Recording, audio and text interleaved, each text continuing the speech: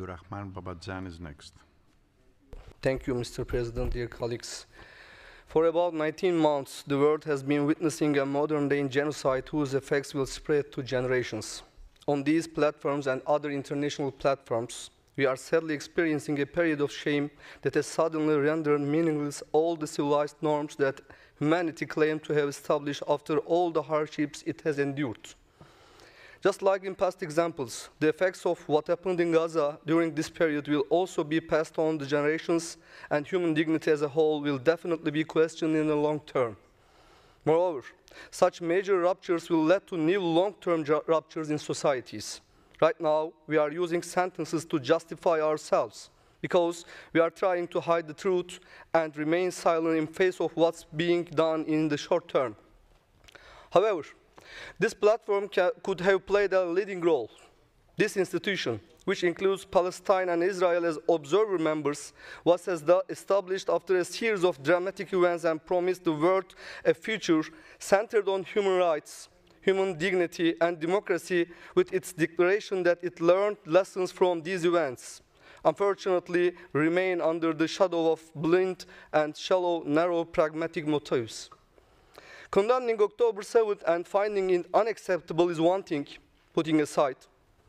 But immediately after that, trying to turn October 7th into a political, military, geopolitical interest for itself, and trying to whitewash its systematic and deliberate ethnic genocide policy of dehumanizing the future of Palestine, specifically by targeting children in a blind manner, is totally another.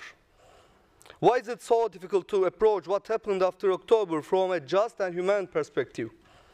Is it because a Palestinian or an Eastern or a Muslim who was killed that our consciousness and human dignity instincts are not activated? Is it because of historical baggage? Is it because of incredible circle created by Zionist capital, the media, whose dominate universities and academia, and big corporations that frightens people? So, let's do something together here. Let's oppose any situation that harms civilians with the same principle, same determination, and same clarity. Let's take concrete steps to ensure that hostages are released, and at the same time, Israel cannot carry out a single harmful action against civilians in Palestine anymore, in a political, military, and legally permanent manner.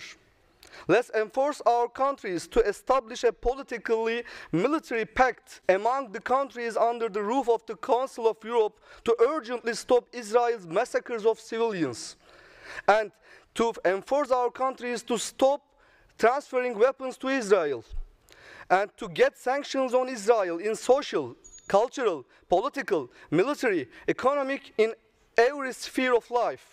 And let's urgently establish a multi-group mission within the Council with the delegation of different political groups and independent parliamentaries to control and monitor on the unrestricted delivery of humanitarian to Gaza, Rafah, Han Yunis, and other regions. Thanks so much.